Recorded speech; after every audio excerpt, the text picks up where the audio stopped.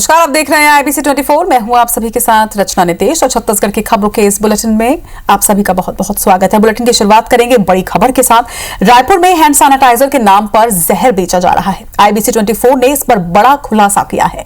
बाजार में 5 में से 4 कंपनियों के सैनिटाइजर में मिथाइल अल्कोहल की बजाय मिथाइल अल्कोहल मिला है, जो कि बेहद जहरीला होने की वजह से प्रतिबंधित भी है। बता दें कि हैंड सैनिटाइजर के कई सैंपल में यह 50% से ज्यादा मात्रा में मिला। लैब की जांच में इस बात का खुलासा हुआ है। वहीं इसकी खबर जब ड्रग डिपार्टमेंट के अधिकारियों को लगी तो आनन फानन में अलग अलग दुकानों में दबिश देकर सैनिटाइजर के सैंपल लेने के लिए कहा गया। बता दें कि Raipur collector doctor S Bharathidasan ने भी इस मामले में संज्ञान लेते हुए कड़ाई से इसकी जांच कराने के आदेश दिए हैं। वहीं सभी सैंपल को जांच के लिए भेजा गया है, जिसके बाद यह खुलासा होगा कि सैनिटाइजर बनाने में किस केमिकल का उपयोग किया जा रहा है। ड्रग कंट्रोलर ने कहा है कि रिपोर्ट में गलत केमिकल के उपयोग का पता चलने पर सैनिटाइजर बनाने वाले के खिलाफ कड़ी कार्रवाई की जाएगी।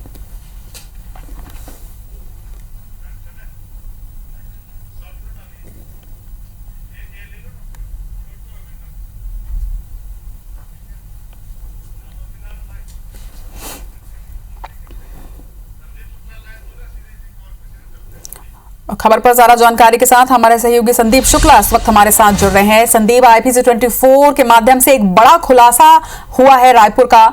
हैंड सैनिटाइजर जिसका उपयोग लोग महामारी से बचने के लिए कर रहे हैं, उसे बचाने के बजाय ये तो एक जहर है, यानी सीधे कह सकते हैं कि जिसे इंसान अपनी जान बचाने के लिए उपयोग में ला रहा है वो तो साफ तौर पर जानलेवा साबित हो रहा है। बिल्कुल रचना, देखिए पिछले साल हमने लगभग 14,000 लीटर नकली सैनिटाइजर पकड़वाया था, जिससे बैक्टीरिया तो मरता ही नहीं था। लेकिन इस बार जो मामला सामने आया, जिसका हमने खुलासा किया है, वो भी लैब की जांच के बाद कि मिथाइल अल्कोहल सैनिटाइजर बनाने के लिए इस्तेमाल किया जा रहा है, जिसे प्रतिबंधित किया गया है क्योंकि बहुत ज्यादा वो जहरीला होता है। नकली सैनिटाइजर में ये होता है, आप सोचते हैं आपके हाथ साफ हो रहे हैं, लेकिन बैक्टीरिया मरता नहीं है, आप खाते जाते हैं उससे खाना और वह संक्रमण आपके अंदर पहुंच सकता है। लेकिन अब जो सैनिटाइजर अभी ज्यादातर मार्केट में आप देखेंगे कि बिना ब्रांड के, बिना कोई मार्के के, हर दिन उनका ब्रांड बदलता है, बोतल की शेप बदलते हैं, कंपनी के नाम बदलते हैं, वो ऐसे केमिकल इस्तेमाल कर रहे हैं जो जहरीले होते हैं। बैक्टीरिया तो मारेगा नहीं, लेकिन हर दिन वो आपके जब आप सैनिटाइज करेंगे, एक तो 50% मिथाइल अल्कोहल है, दूसरा 50% पानी है, उसे सूखने में ही 1 से 1.5 मिनट का समय लग जाता है और किसी माध्यम से जब आपके शरीर के अंदर जाएगा वो, तो धीरे धीरे वो बहुत गंभीर बीमारियां मिथाइल अल्कोहल जो वो डेवलप करेगा। इसको लेकर हमने आज बहुत संघर्ष के बाद केडी कुंजाम जो खाद्य नियंत्रक है प्रदेश के, उनसे बहुत मुश्किलों से हमारी बातचीत हुई और लगातार हम फोन कर रहे थे, उनके ऑफिस के चक्कर काट रहे थे। शाम को उनसे बात हुई, उन्होंने कहा है कि इस पर बिल्कुल जांच की जाएगी। कई जगह से सैंपल कलेक्शन भी हुआ है, लगातार 4 से 5 जगह जाके ड्रग विभाग के अधिकारियों ने सैंपल कलेक्शन किए हैं। उम्मीद है कल इस पर कुछ बड़े खुलासे होंगे, क्योंकि हर बार जैसे होता है कि रसूख काम करने लगता है और आरोपी भाग निकलता है, तो पुलिस की मदद लेकर पूरी इस पे जांच अगर की जाए तो बहुत बड़ा एक नेक्सस इस पे खुलेगा, क्योंकि ये प्रायोजित तरीके से सारा खेल किया जा रहा था। दुकानों में पहुंचा के जो 650, 700 या 550 की रेंज के जो सैनिटाइजर मिलते हैं, तो ये 350 रुपए तक में ही 5 लीटर बेच दे रहे थे, जिससे नकली सैनिटाइजर की खेप बहुत ज्यादा बढ़ गई है। और आपको सभी दुकानों में एक प्रकार के सैनिटाइजर दिखेंगे, जिनकी महक और सारी कुछ एक तरह से रहेगी, पैकिंग बस बदल जाएगी। तो बहुत गंभीर मामला है।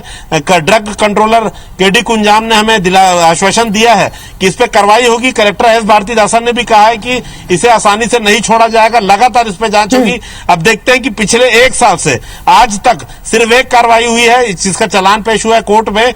अब ये हमने फिर से एक बार खुलासा किया है, खाद्य नियंत्रक बहुत ज्यादा इसकी अच्छी इमेज नहीं है, बहुत ज्यादा कुछ लोगों को इसका फायदा नहीं मिला है। अब देखते हैं कि ड्रग डिपार्टमेंट इस कार्रवाई के बाद और हमारे खुलासे के बाद क्या सामने चीजों को लाता है। जो आरोपी है वो पकड़े जाते हैं कि नहीं, उनको सजा होती है कि नहीं, सारी चीजें देखना होगा। लेकिन एक प्राथमिकता इसमें सबसे बड़ी है कि प्रदेश भर में ऐसे सैनिटाइजर बेचे जा रहे हैं, उसको तत्काल रोका जाए, चाहे वो ड्रग डिपार्टमेंट के माध्यम से हो, चाहे कलेक्टरों के माध्यम से हो।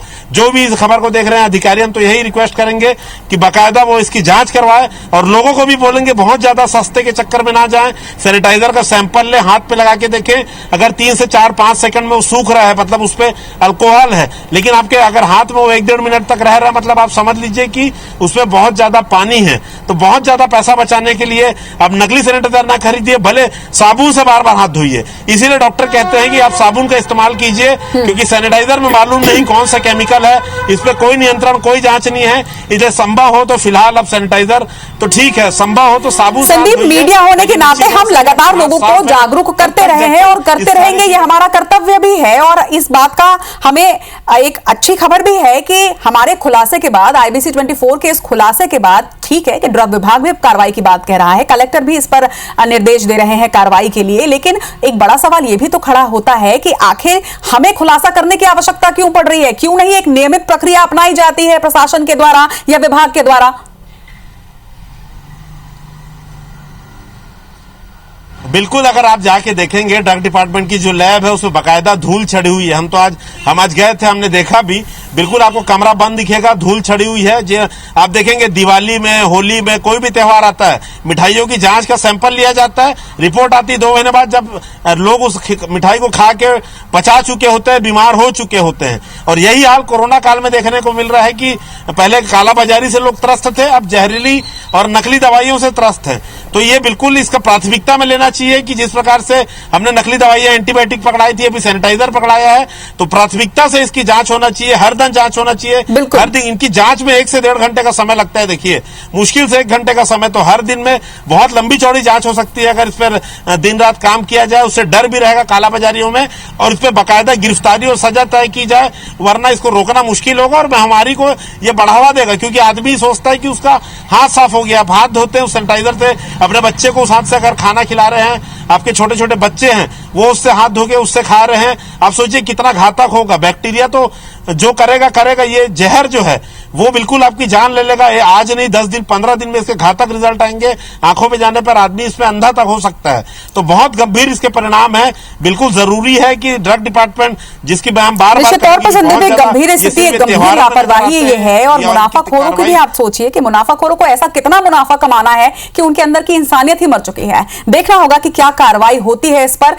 हालांकि यह भी एक बड़ा सवाल है कि वक्त रहते कार्रवाई की जाए, अन्यथा बहुत देर हो जाएगी और फिर वही मुआवजे का खेल शुरू हो जाएगा। तमाम बातचीत के लिए आपका बहुत बहुत शुक्रिया। बढ़ेंगे आगे। रायपुर के पचपेड़ी नाका स्थित राजधानी सुपर स्पेशलिटी अस्पताल में हुए अग्निकांड में बनी जिला प्रशासन की टीम ने अस्पताल प्रबंधन से 28 बिंदुओं पर जवाब तो लिया है, लेकिन कोई दस्तावेजी सबूत जमा नहीं किए हैं। प्रबंधन ने यह बताया है कि अस्पताल सील है और सभी दस्तावेज उसी में बंद हैं। जिला प्रशासन की टीम सोमवार को अस्पताल का निरीक्षण कर दस्तावेज जब्त कर सकती है। बता दें कि फायर सेफ्टी विभाग ने SSP को सौंपे जांच रिपोर्ट में यह कहा है कि अस्पताल प्रबंधन ने 2016 में नगर निगम फायर ब्रिगेड से NOC लेने की बात कही है, लेकिन कोई दस्तावेज प्रस्तुत नहीं किया है, जिससे यह साफ है कि अस्पताल के पास साल 2016 के बाद फायर सेफ्टी की कोई भी NOC नहीं थी। जांच टीम ने यह भी पाया है कि अस्पताल प्रबंधन के पास सिर्फ 2 फ्लोर की ही बिल्डिंग की अनुमति थी, उसके बावजूद यहां पर तीसरे फ्लोर अवैध रूप से बनाए गए। 17 अप्रैल को अस्पताल में हुए अग्निकांड में 7 कोविड मरीजों की मौत हो गई थी। जवाब तो उन्होंने सोमवार को जमा कर दिया है। उस जवाब में उन्होंने बहुत से बिंदुओं पर यह लिखा है कि चूंकि उनके दस्तावेज राजधानी अस्पताल परिसर के अंदर ही हैं और अस्पताल सील है, तो अस्पताल खुलने के बाद ही वो दे पाएंगे। हम लोग संभवतः सोमवार या मंगलवार को स्पॉट इंस्पेक्शन पे जाएंगे। स्पॉट इंस्पेक्शन में वो संचालक भी रहेंगे उनके, तब हम वो दस्तावेज प्राप्त कर लेंगे। सरगुजा जिले में 18+ लोगों को लगने वाला कोरोना वैक्सीन नहीं पहुंचने से 1 मई से शुरू नहीं हो सका। टीकाकरण अभियान 2 मई से शुरू होगा। बता दें कि शुरुआत में ये वैक्सीन अंत्योदय कार्ड धारकों को ही लगाई जाएगी, जिसके लिए शहरी क्षेत्र में 3 केंद्र बनाए गए हैं, जबकि ग्रामीण क्षेत्रों के लिए हर ब्लॉक के सामुदायिक स्वास्थ्य केंद्र में सेंटर बने हैं। वर्तमान में 60,900 वैक्सीन जिले को मिले हैं, जिसके आधार पर 10 केंद्र में लोगों को वैक्सीन लगेगी। अंत्योदय कार्ड धारकों को इसलिए प्राथमिकता दी गई है क्योंकि जिले में करीब 63,000 अंत्योदय कार्ड धारक हैं, जिसके तहत एक कार्ड में 2 की संख्या भी औसत मानी जाए तो करीब 1,20,000 लोगों को टीका लगाया जाएगा।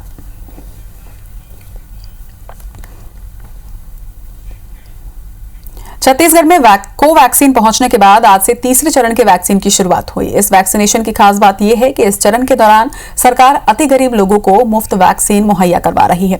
सीएम भी सभी जिलों के कार्यक्रम में वर्चुअली शामिल हुए। हालांकि अभी कोविन पोर्टल में 18 साल से 44 साल के लोगों के टीकाकरण का ऑप्शन नहीं किया गया है, लेकिन अधिकारियों ने यह बताया कि ऑफलाइन डेटा कलेक्ट कर वैक्सीनेशन किया जा रहा है।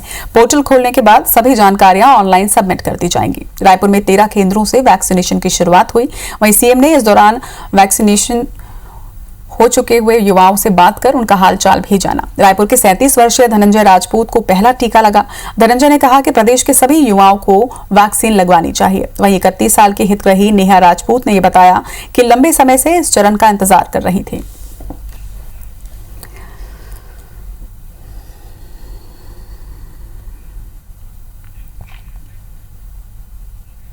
छत्तीसगढ़ में आज से तीसरे चरण के वैक्सीनेशन की शुरुआत हो गई है और रायपुर में गोगांव का जो आयुष्मान भारत का हॉस्पिटल है यहाँ से इसकी शुरुआत हुई है। मुख्यमंत्री खुद पूरे प्रदेश के लोग हैं जो 18 साल से अधिक है उनसे वर्चुअल संवाद कर रहे हैं और लोगों को वैक्सीन लगाने के लिए साइड इफेक्ट और अच्छी जो बातें हैं वो समझाने की कोशिश कर रहे हैं। यहाँ पर गोगांव का हॉस्पिटल है, देखिए यहाँ पर 25 लोगों का चयन किया गया है। रायपुर में जो 13 ऐसे सेंटर बनाए गए हैं लेकिन जो उद्घाटन कार्यक्रम है वो यहाँ रायपुर में किया जा रहा है। तमाम लोगों का चयन हुआ है और ये आकर के यहाँ पे वैक्सीनेशन लगाए हैं। सबसे जो जरूरी कार्ड था को जो अंत्योदय राशन कार्ड इनके पास होना अनिवार्य था। धनंजय हैं, ये सबसे पहली इन्हें वैक्सीन लगी है। धनंजय, क्या कहना चाहेंगे आप? बहुत बढ़िया फीलिंग हो रहा है सर, बहुत अच्छी बात है और सारे युवा साथियों से मैं अपील करना चाहूँगा वो भी आगे आएँ और वैक्सीन लगवाएं। डरने की ज़रूरत नहीं है, अपने को कोरोना को हराना है। लंबे समय से आप इंतजार कर रहे थे वैक्सीन? बहुत टाइम से वेट था कि जल्दी से वैक्सीन आए, जल्दी से हम सेफ हो कि खुले हवा में घूम सके। बहुत टाइम से वेट था। मैम, आज का जो चरण है किस तरह से तैयारी की गई थी और आगे किस तरह से आगे इस जो वैक्सीन के कार्यक्रम उसको रन किया जाएगा? हाँ, देखिए बहुत ही जल्दी में तैयारी की गई थी। कल रात को ही मीटिंग कर लिया था। जैसे ही सीएम साहब की वीसी हुई उसके बाद तुरंत डिसाइड कर लिया गया कि कहाँ कहाँ लगेगा। तो उसमें 4 जो अर्बन के 4 यूपीएससी जिसमें गोगांव है, भाटा गांव है, गुड़ियारी है और जिला अस्पताल रायपुर, इसको चुना गया था और इसमें वैक्सीनेशन का काम शुरू हुआ। वैसे ही ब्लॉक में एक ब्लॉक में 2 पीएससी चुनी गई थी, तो इस तरह और साथ में मेडिकल कॉलेज, तो इतनी जगह में एक साथ हम लोगों ने वैक्सीनेशन कराने का प्लान किया और वैक्सीन पहुंचा भी दिया। रायपुर में 1800 वैक्सीन ऐसे पूरे प्रदेश में अलग अलग जगहों पे वैक्सीन को डिस्ट्रीब्यूट कर दिया गया है। 1.5 लाख वैक्सीन आई थी, 1,49,000 का वितरण हुआ है। सीएमएचओ का कहना है कि जैसे ही वैक्सीन की आती जाएंगी वैसे केंद्रों की संख्या बढ़ाएगी, नहीं तो अभी जिस तरह से वैक्सीन का जो कार्यक्रम चलाया जा रहा है ऐसा ही वैक्सीन कार्यक्रम ये चलाता जा रहेगा। कैमरामैन नजीर खान के साथ विनय वर्मा, IBC 24 रायपुर। इधर प्रदेश में टीकाकरण को लेकर नेता प्रतिपक्ष धर्मलाल कौशिक ने सरकार पर निशाना साधा है। कौशिक ने बिलासपुर में ये कहा कि सरकार टीकाकरण को लेकर संवेदनशील नहीं है। यही कारण है कि शुरुआती दौर में टीके आने के बाद भी यहां टीकाकरण की शुरुआत नहीं हुई। इस वजह से हजारों टीके बर्बाद हुए। वहीं प्रदेश सरकार टीकाकरण को लेकर सियासत करने में लगी हुई है। रायपुर में उन्होंने कहा कि सरकार सियासत छोड़कर टीकाकरण में तेजी लाए। तो वहीं रायपुर में ही सांसद सुनील सोनी ने टीकाकरण नीति पर राज्य सरकार को घेरा। उन्होंने सरकार पर टीकाकरण में राजनीति करने का आरोप लगाया। इसके साथ ही उन्होंने अंत्योदय कार्ड के आधार पर टीकाकरण को एक षड्यंत्र बताया है। उन्होंने कहा कि अपनी विफलताओं को छुपाने के लिए कार्ड के आधार पर टीकाकरण का प्रावधान किया गया। आरोप भी लगाया कि प्रदेश सरकार युवाओं के जान के साथ खिलवाड़ कर रही है।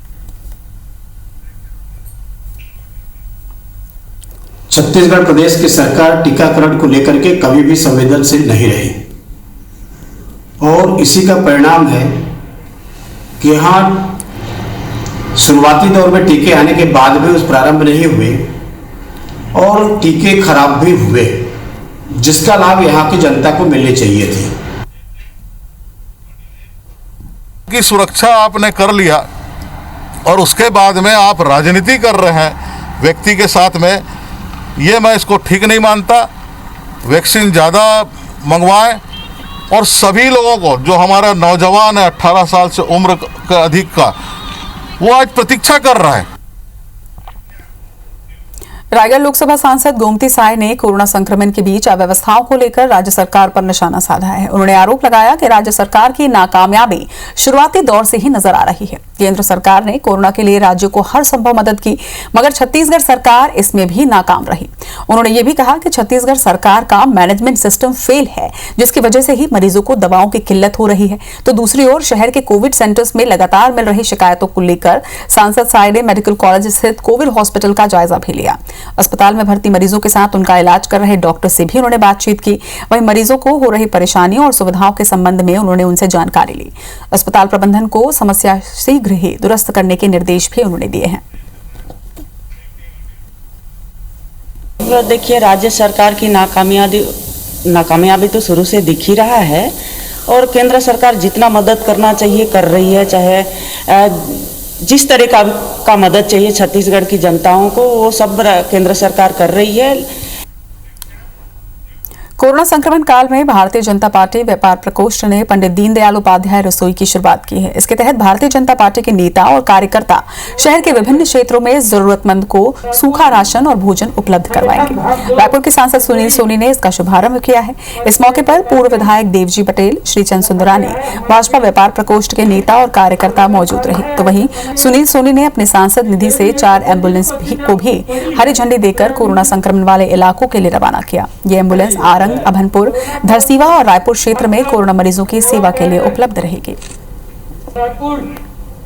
संगठन भाग 2 रसोई 4 एम्बुलेंस हम रवाना कर रहे हैं। अभनपुर, धरसीवा, आरंग और रायपुर, ये यहाँ पर जो है ये एम्बुलेंस के माध्यम से जो हमारे मरीज भाई बहन हैं उनकी सेवा का कार्य होगा। ये दीनदयाल रसोई केंद्र के नाम से और एकात्म मानववाद में दीनदयाल जी ने कहा है ये कि समाज के अंतिम छोर में खड़े हुए व्यक्ति की सेवा ही समाज सेवा है। जरूरतमंद लोगों को यहाँ पर आवश्यकता अनुसार ये सूखा राशन और बना हुआ जो भोजन प्रदान करेंगे। मैं बहुत बहुत बधाई देता हूँ।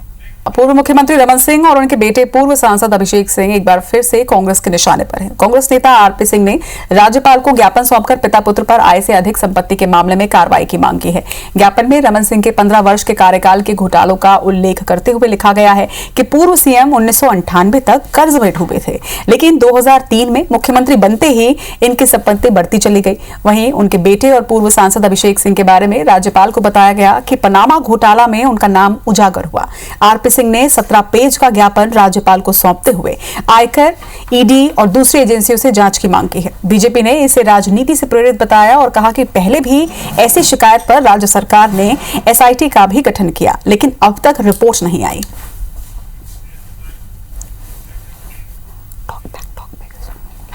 जिसमें रमन सिंह पूर्व मुख्यमंत्री छत्तीसगढ़ सरकार और उनके पुत्र दोनों की संपत्ति 2008 से लेकर 18 तक पिछले 10 वर्षों में लगभग 1500 गुना बढ़ोतरी हुई है। इस अनुपातहीन संपत्ति की जांच आयकर विभाग से और जहां आवश्यकता वहां ईडी से कराने की मांग मैंने की है। उनके खिलाफ झूठ मूठ की शिकायतें करना, एसआईटियों का गठन करना, 7 एसआईटियां डॉक्टर रमन सिंह जी और उनके परिवार के खिलाफ की गई, लेकिन एक भी एसआईटी का रिजल्ट अभी तक नहीं आया, न ही उसमें कई तथ्य पाए गए। स्टेट बार काउंसिल के पूर्व अध्यक्ष प्रभाकर सिंह चंदेल को जिला कोर्ट बिलासपुर से बड़ी राहत मिली है। जिला न्यायालय बिलासपुर ने प्रभाकर चंदेल की अग्रिम जमानत याचिका मंजूर कर दी है। बता दें कि चंदेल पर उगाही करने का आरोप लगाते हुए उनके खिलाफ पिछले दिनों एक वकील ने एफआईआर दर्ज करवाई थी। वकील ने चंदेल पर वकालत का लाइसेंस जारी करने के नाम पर पैसे मांगने का आरोप लगाया था, जिसके बाद चंदेल ने अग्रिम जमानत याचिका दायर की थी, जिसे कोर्ट ने मंजूर करते हुए चंदेल को एक बड़ी राहत दी है। गौरतलब है कि एफआईआर मामले में जिला न्यायालय से पहले प्रभाकर चंदेल ने हाईकोर्ट का भी दरवाजा खटखटाया था। चंदेल ने अपने खिलाफ दर्ज एफआईआर को हाईकोर्ट में चुनौती दी थी। हालांकि 22 अप्रैल को मामले की सुनवाई के दौरान हाईकोर्ट ने चंदेल की याचिका खारिज कर दी थी।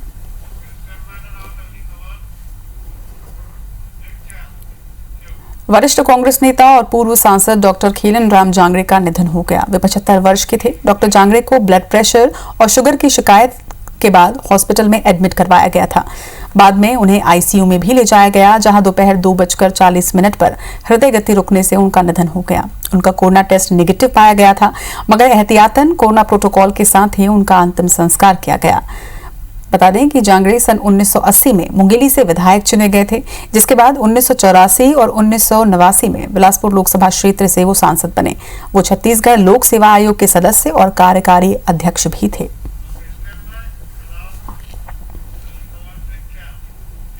कोरोना का अनाधिकृत रूप से इलाज कर रहे एक व्यक्ति के क्लिनिक को सील कर दिया गया। सूचना पर एसडीएम और तहसीलदार के नेतृत्व में पहुंची टीम ने यह पाया कि अजीत व्यापारी की मेडिकल दुकान है। इसके साथ ही दुकान से लगे घर में 9 बिस्तर रखकर मरीजों का भी इलाज किया जा रहा है। यही नहीं, कई कोरोना संक्रमित मरीजों के इलाज की सूचना भी प्रशासन को मिली। ऐसे में जब प्रशासन की टीम ने अजीत व्यापारी से दस्तावेज मांगे तो उसने बीएमएस की डिग्री दिखाई, जिसका रिन्यूअल भी नहीं करवाया गया था। प्रशासन ने क्लिनिक को सील करते हुए आगे नर्सिंग एक्ट के तहत कार्रवाई की बात कही है।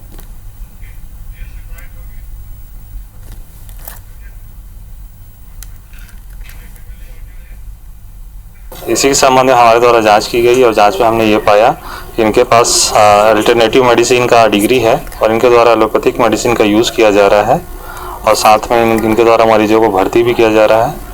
तो अभी प्रारंभिक तौर पर इनके क्लिनिक को सील किया जा रहा है और जांच कर इसमें नर्सिंग होम एक्ट के तहत आगामी कार्रवाई की जाएगी। छत्तीसगढ़ की खबरों में फिलहाल इतना ही। आगे देखिए खबरें मध्य प्रदेश की। नमस्कार।